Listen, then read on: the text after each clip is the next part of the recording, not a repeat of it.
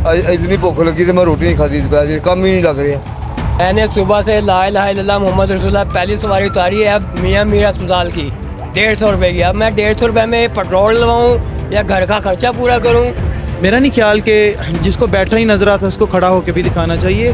कि हुक्मरान हूँ आ गए ने कि काम करना पे ने मुझसे मंगाई की यार, इन्हें कोई पुछदा दसदी नहीं पे इन्होंने। 2.5 मरले का हमारा मकान, सब ज्वाइंट फैमिली में रहते हैं हम, मगर अब किस किस के आगे हाथ बुलाएं हम। बहुत महंगाई हो गया, रोटी नहीं पूरी होती। मैं दोपहर की रोटी नहीं खाती साहब को, सुबह का मैं जलेब ना पे। अब मैं गरीब बंदा कहाँ से पैसे लेके आऊँ, इन्होंने हमें मांगने पर मजबूर कर दिया है। तकरीबन 165 यूनिट का 6,300 रुपये बिल आया है। कैसा चल रहा है गुजारा? पेट्रोल महंगा हो गया, बिजली महंगी हो गई, क्या करें हम लोग, कहाँ जाएंगे। दिहाड़ी कितनी की लग जाती है? दिहाड़ी कभी 500 बचता है, कभी 600, कभी 700। रिक्शा भी बढ़ेगा, 700 रुपये इसका भाड़ा देना होता है, तो 306 रुपये लीटर है, हमें क्या बचेगा। अस्सलाम वालेकुम। वालेकुम सलाम। क्या नाम है आपका? मेरा नाम रिजवान हुसैन है। सर कैसा गुजरा दिन, दिहाड़ी कैसी लगी है? मैंने सुबह से ला इलाहा इल्लल्लाह मोहम्मद रसूलुल्लाह पहली सवारी उतारी है अब मियाँ मीर अस्पताल की 150 रुपये की। अब मैं 150 रुपये में पेट्रोल लगवाऊँ या घर का खर्चा पूरा करूँ या बच्चों के खर्चे पूरे करूँ। मेरी 5 बेटी हैं और 1 बेटा छोटा। अब मैं इस टाइम बिजली का बिल जो है मेरा तकरीबन 165 यूनिट का 6,300 रुपये बिल आया है। 165 यूनिटों का? 165 यूनिट का 6,300 रुपये बिल आया है। और रीडिंग लेने के बाद मेरा मीटर बंद हो गया है।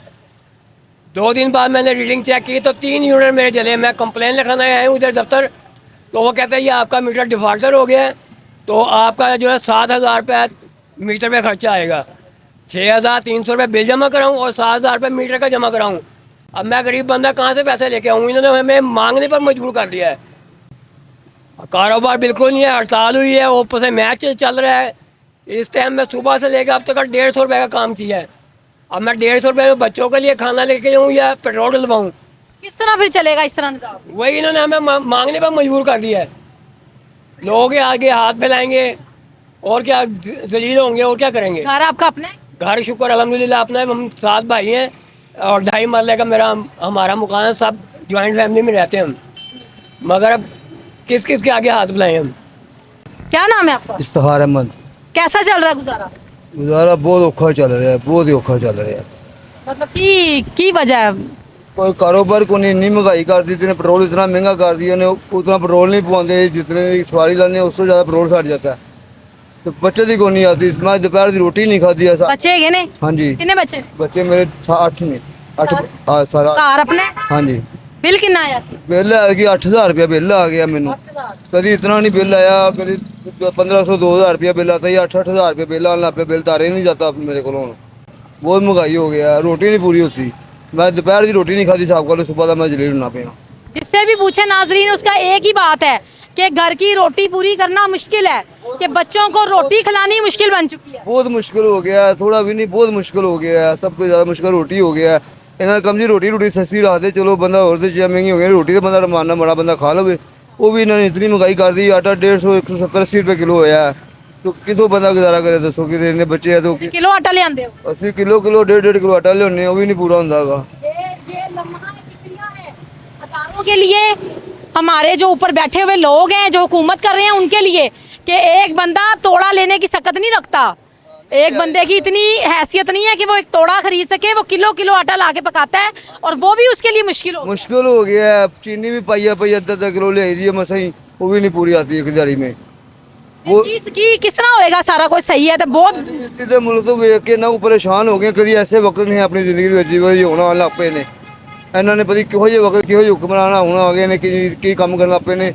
मुल्क से मंगाई की यार, इन्हें कोई पुछदा दसदी नहीं पे इन्हों। जो हुकूमत इंज ही करना तो फिर कोई आवाम को मारन वाली गल है ना, गरीब बंदा तो मर गया।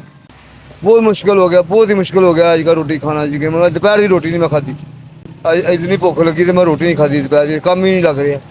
वो पेट्रोल ही नहीं पूरा किया जाता, मैं रोटी की खावा। सुबह की कितनी दिहाड़ी लगी है? सुबह की मैं 500 600 रुपया नहीं बटे, 700-800 का पेट्रोल सड़ गया। कोई सोचो ना, अवाम के बारे में सोचना चाहिए इन लोगों को, ताकि जो गरीब तबका है वो पिसता चला जा रहा है। अस्सलाम वालेकुम। वालेकुम अस्सलाम। क्या नाम है आपका? मेरा नाम खालिद यूसुफ है। खालिद यूसुफ, किस तरह चल रहा है घर का गुजारा?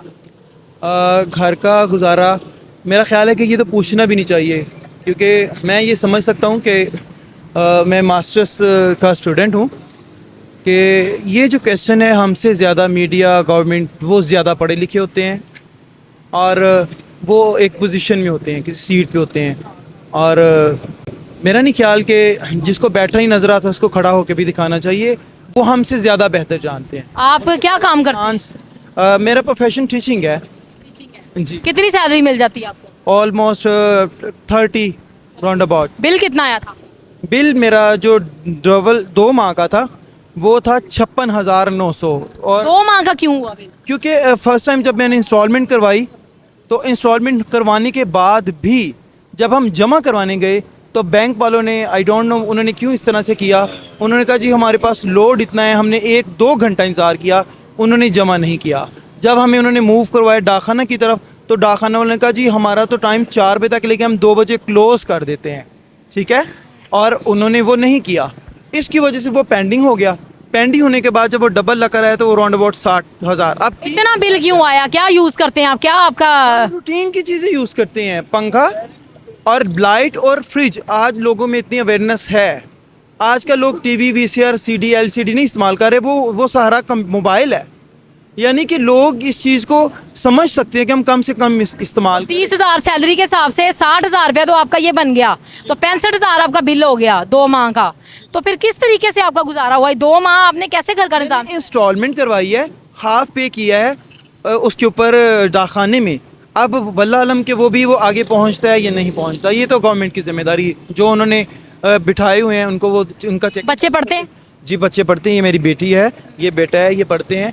और आप समझ सकते हैं कि प्राइवेट स्कूलों की फीसें और जो फीसें जैसी भी कहें, बुक्स तो कॉस्टली है ना, जो भी हर चीज़ महंगी है। हर एक चीज़ अप्रोच से ज़्यादा है। मोबाइल, पेट्रोल, हमें ये कहा जाता है जी पेट्रोल महंगा हो गया, ठीक है, तो ये सारी चीज़ें कभी इसकी डिटेल नहीं बताई गई, कभी इसकी डिटेल नहीं बताई गई कि ये महंगा हुआ। तो क्या समझते हैं ये सारी सूरत हाल की वजह क्या है? वजह यह है कि कोई भी शख्स अपने इंस्टीट्यूशन से, अपनी जॉब और प्रोफेशन से सीरियस नहीं है, सनसियर नहीं है। मैं एक पढ़ा लिखा जवाब दे रहा हूँ, कोई भी शख्स अपने प्रोफेशन से सनसियर हो जाए और खुदा की पाक ज़ात सब कामों में बरकत डालती है, वही खुदा ही मुल्क को चला रहा है। क्या हल है? हल क्या है? लॉयल्टी, कमिटमेंट, वफादारी अपने प्रोफेशन से, अपनी फैमिली से, अपने टाइम मैनेजमेंट से, ये चीज़ें हम करें और तवक्कुल खुदा पर रखें। लोगों के हक को हम अपना हक समझकर ना उसके ऊपर कब्जा करें, बराजमान हो, ये चीज़ें गलत हैं। ये चीज़ हमें सैलाब, तूफ़ान और इस तरफ धकेल रही हैं। कोई पैगाम जो हुकूमत को? मैं सिर्फ यही कहूँगा कि खुदा ने आपको इज़्ज़त दी है, हुकूमत में आना एक सबसे बड़ा ऑनर और इज़्ज़त है। आप इस इज़्ज़त को मेंटेन रखें, वगरना जो इज़्ज़त देता है वो ले भी सकता है, और इसकी एग्जांपल्स हमारे सामने हैं। सो बंडल ऑफ थैंक्स। आपके लिए भी मैं मशकूर हूँ कि आप रोड पे खड़े होकर, हमारी बहन है आप, बापर्दा हैं आप, हमारे मसाइल को उजागर कर रहे हैं। सो गॉड ब्लेस यू, खुदा आपको बरकत दे और सारे निज़ाम को ठीक रखे। Thank you so much. किसी पार्टी से की नुमाइंदगी नहीं कर रहा, एक पाकिस्तानी शहरी होने के नाते, एक पढ़ा लिखा शख्स होने के नाते इस चीज़ को, और ये जो मेरा मसला है ऑलमोस्ट ये हर किसी। थैंक यू सो मच, बहुत शुक्रिया।